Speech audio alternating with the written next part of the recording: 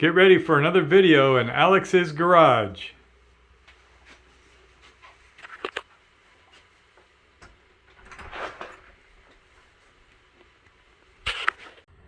Alright, so today we are going to rebuild this Weber carburetor.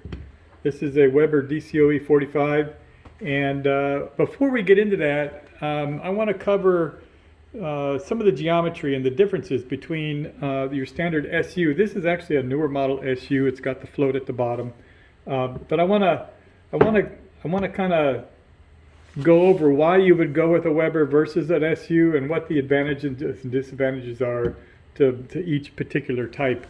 So let's go ahead and break into that. So immediately, what you might notice right off the bat is the size of these holes. Right? This is the size, the maximum airflow that you can get out of an SU. And although it looks like that's a lot more, that's actually not what you get. These are the Venturi tubes. And so you can see it looks very similar. I think you might actually get a little bit more airflow out of the SU compared to the maximum that you can get out of the Weber. But the real difference that stands out between the Weber and the SU is that the SU carburetor is what they call a variable Venturi. The Venturi is basically what you're trying to do is ionize the air-fuel mixture, right? And by doing that, you pass in the air from a larger volume into a smaller volume to create a difference in the air pressure. And when you do that, it will draw the fuel out of the jets. It'll compress the air, and as the air passes over that, and in this case, the one jet goes like this, and then the main jet is down in the middle here, which passes through here. And you can see, actually I think it goes this way, where the fuel is introduced at its very highest point, the lowest amount of pressure in there allows the fuel to become atomized. You want a good air-fuel mixture, and you want it through all the different phases of your acceleration. And so that's what the Weber tries to do. It has a host of jets and ports and pumps and things to try to get the optimal fuel mixture right when you ask for it. What happens with the SU, with the variable Venturi, this little piston needs to slide up and down in order for that variance in airflow that you need in order to draw the air up through the jets.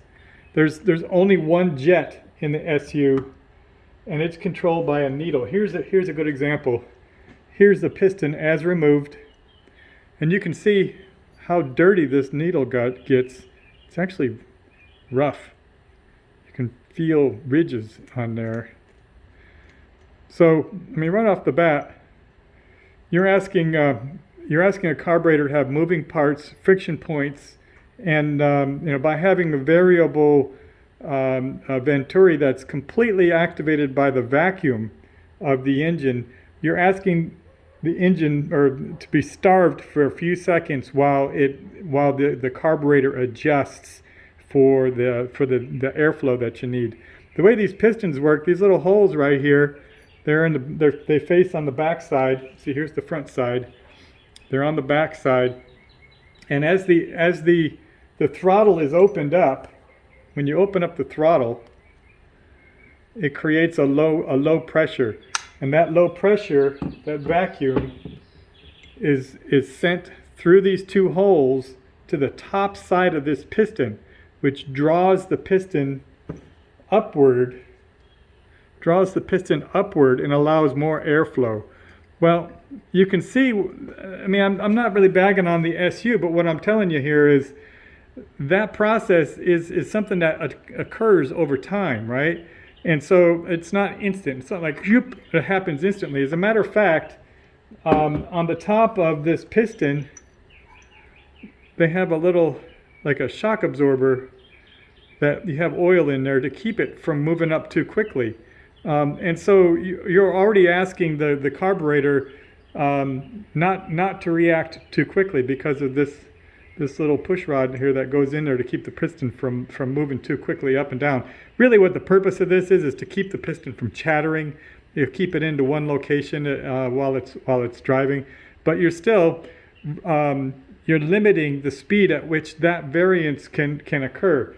With the Weber, you have a constant metered Venturi, and the Venturi has numerous different jets that, based on where the flow in the vacuum is, when you pull open the throttle, it'll engage either the idle or the mid-range or the full range as that line of pressure moves further down through here.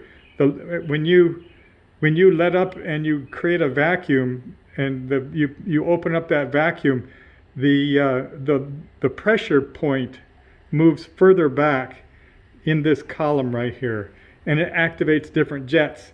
And on top of that, because there's only one jet with the SU, when you hit the gas and you pump it like really fast, it doesn't have an auxiliary pump that instantly injects fuel into the carburetor. That's what this thing does. This little pump right here, this is the accelerator pump. These are really nasty. They're as removed, and actually you can see on this one, this is broken, so I had to get a new one. So we're going to go over how to put that in too. But those are the advantages to the Weber. It gives you a quicker response. Overall, it gives you a better metered airflow, and it doesn't give you a lag in creating the change in metered fuel through the acceleration and through the acceleration cycle as you go from low to high range, from idle to wide open. It responds a lot more quickly. And you have all the different jets. Now that you look at the jets and you'll say to yourself, oh, that's a whole lot more complicated. Well, maybe, but I think having more moving parts and things that can become friction points can become less efficient because they get dirty. Things that require additional maintenance to work on a regular basis. I think that there's a trade-off with that. So once you get the Weber dialed in, it's freaking dialed in and you're good to go. And so there's an advantage to that. The Weber has a cold start mechanism. This one here, there's not actually a choke plate on here. So there's the choke mechanism on the SU is basically, I don't know if I can see that here.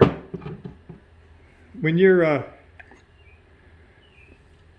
if you can see down inside here, the jet down here, the choke mechanism right here basically moves that, where is it? Am I in the right place? Yeah. This is the choke mechanism right here, and what that does is it moves that jet up and down to allow more fuel when it's in a cold start state. So it's not a traditional choke. Neither is the Weber for that matter, but it does have a direct mechanism for cold start to allow more metered fuel during cold start to make it a little richer when it's cold. So anyway, those are the differences between the SU and the Weber and why we're going with the Weber. The inherently asthmatic intake with the MG having, it doesn't have a straight through airflow. It goes in and comes back, so it has to turn 180 degrees. Because it doesn't have a straight through airflow, it's already sacrificing the ease of movement through that part of the airflow. But because you've already got that, you don't want to sacrifice lag by using the SU carburetor from my perspective. Additionally, if you're in California or other places where you have to keep all of your your smog equipment on, you won't be able to go with the Weber. The SU carburetors, as installed, have a number of different vacuum points that have to be connected on the manifold that work with the smog, and so you're kind of stuck with that. So that should highlight the differences pretty much between the SU, which is a variable Venturi, and the Weber, which is a fixed Venturi. So let's get started on putting this thing back together.